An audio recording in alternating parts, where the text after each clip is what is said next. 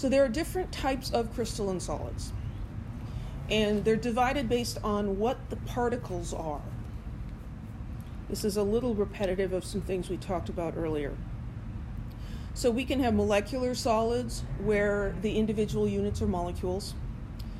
We can have ionic solids where the individual units are formula units, a cation and an anion. Or we can have atomic solids. Molecular solids generally have low melting points because what is holding the molecules together?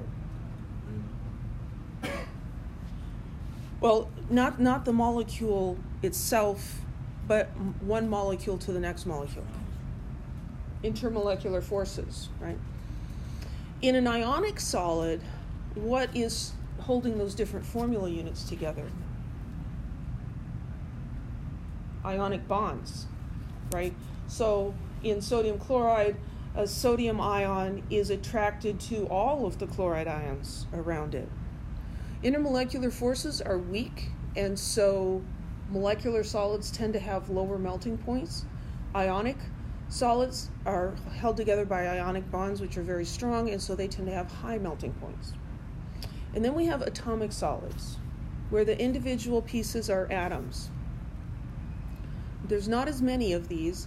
There's nonbonding, where the particles are just held, well, the atoms are just held together by dispersion forces, because that's all atoms have.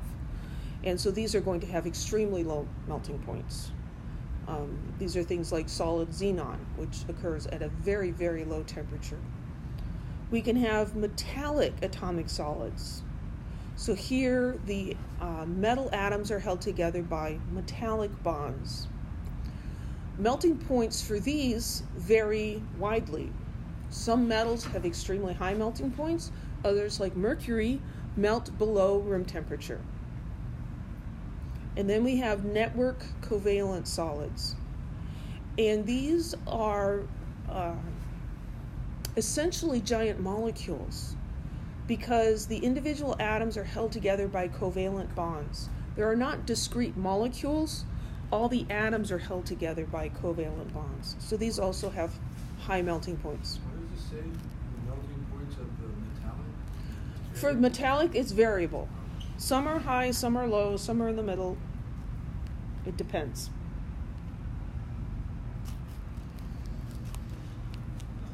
So I'm going to go over these detail slides fairly quickly because we already talked about them. Molecular solids, we've got molecules.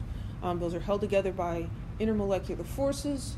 The boiling or melting points are going to be fairly low because those forces are weak. Some molecular solids can crystallize in different structures. Those are called polymorphs. And polymorphs can have different melting points, different solubilities, different densities, different appearances. So how the molecules crystallize can affect the properties.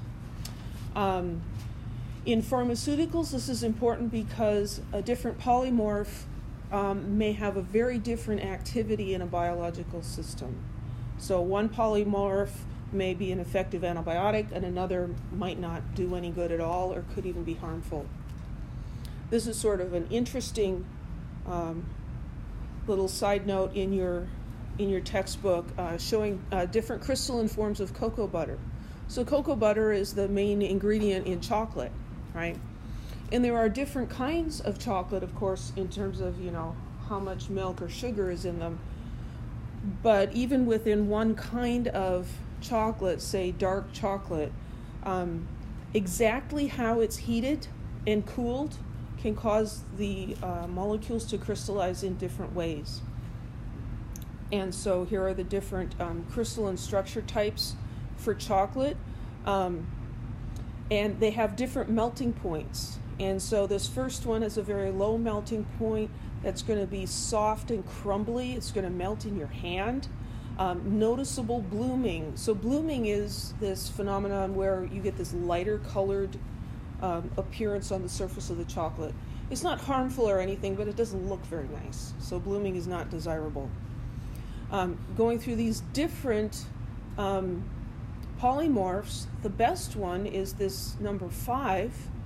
It has a higher melting point, so it'll melt in your mouth, but not in your hand, right? And it's firm. It's got a nice snap to it. Instead of being crumbly, it's smooth and shiny. That's the most desirable kind of chocolate. And if you go past that, you can get into number 6 here. This can have some blooming. It's very hard. You can't form this from a melt, and it can actually take several months to form. But this one in the middle is the one you want. So candy making is a form of chemistry in a sense, but exactly how you heat and cool, how fast, how much, can have a big effect on the texture and appearance of the candy that you end up with. Sounds a lot like metals. It is a lot like metals. Yeah, because the same sort of thing can happen with metals. You can have them crystallize in different forms. Yep. Ionic solids, we've got ions, high melting points. We're going to talk more about them later in this chapter. Then we got the atomic solids. So here, the composite units are atoms. So non-bonding atomic solids, these are just held together by dispersion forces. The only examples of these are noble gases in their solid forms. And we see that the melting points for these are extremely low, minus 189 and minus 112 degrees Celsius. Xenon is the largest regular noble gas, and it melts at minus 112 Celsius. They are going to form closest packed structures, maximizing their coordination number when they do solidify. Those are very uncommon. Atomic solids, metallic atomic solids, are held together by metallic bonds. Now these are quite common because these would include pretty much all the metals. They also form closest packed structures. The melting points are going to differ because the bond strengths are going to differ. Here we have an illustration of that electron C model of metallic bonding, where each of these metal atoms sends one or more electrons out to be shared in this sea of electrons. And the attraction between this ion and the sea of electrons is what holds it together. They are not technically ions because there's not a positive and a negative, but it's a force of attraction between electrons and the rest of the atoms. Here they're just showing you nickel packs like this and zinc packs like that, and it's slightly different. Then we have network covalent atomic solids. These are also fairly rare. We've got atoms held together by covalent bonds. Examples would be diamond, graphite, graphene, silicon dioxide, which is the main component of sand and glass. Here, the crystal structures are limited by the geometrical constraints of the covalent bonds. So we just finished talking about hybrid orbitals, right? And carbon will do an sp3 hybridization so that it can form 4 bonds. Well, that's going to limit what the geometry of the crystal can be, right? You're not going to be able to pack them together in a simple cubic unit cell because the bonds will not go in those directions. So these structures are not closest packed. These have very high melting points because they're held together by covalent bonds, which are very strong. So we should be able to answer questions like this. If you don't overthink it, these are fairly easy. What type of atomic solid is Au? What kind of an element is it? It's a metal. So guess what kind of an atomic solid it is? It's metallic. Okay? Metallic atomic solid.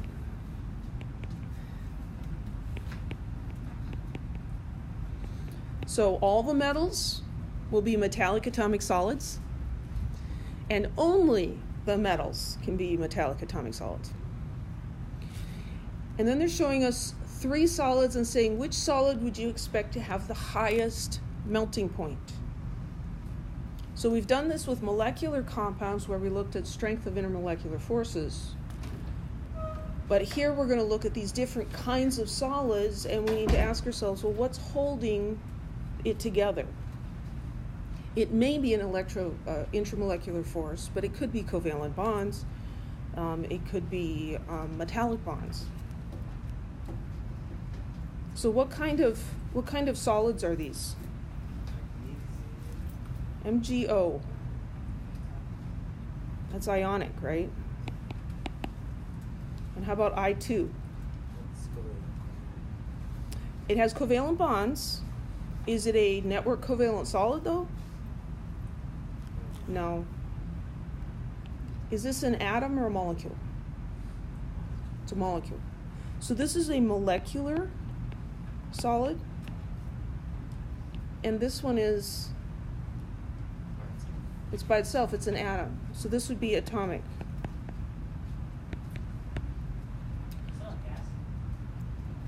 Well, it's a gas at room temperature, but if you get it cold enough, it'll solidify. Like minus 200 degrees Celsius, it'll be a solid. So looking at these, we've got an ionic compound. So when that forms a crystalline lattice, what's holding it together? Ionic bonds. Right, this is held together by ionic bonds.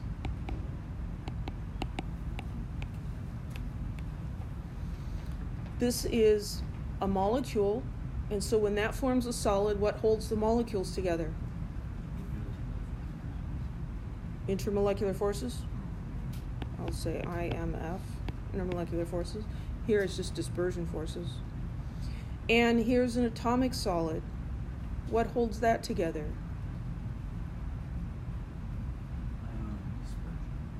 Yeah, just the dispersion forces. So it's an intermolecular force, but it's weak, right? So that one's got dispersion forces. What kind of forces does I2 have? Is it polar? Two identical atoms bonded to each other. Is one end different from the other? No, they're the same. So this is nonpolar. So it also just has dispersion forces.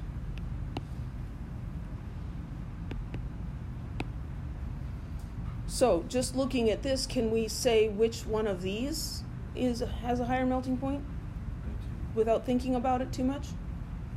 No, we'd have to actually compare their molar masses and estimate it that way.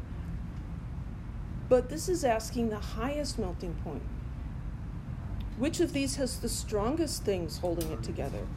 The ionic bonds, right? So we don't have to worry about those.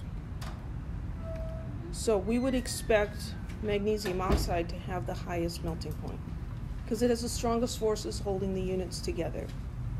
Any questions? Yeah. So we first have to identify what type of bond is it? Ionic, molecular, or atomic bond?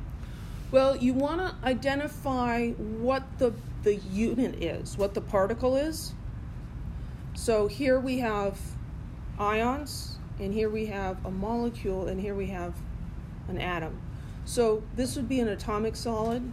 It could be metallic, it could be non-bonding, or it could be covalent.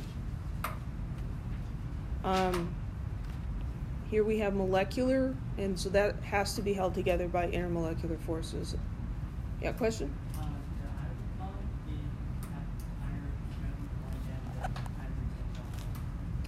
Yes, ionic bonds are much, much stronger than hydrogen bonds. Hydrogen bonds are like 2 to 5% as strong as a covalent bond, and many ionic bonds are stronger than covalent bonds.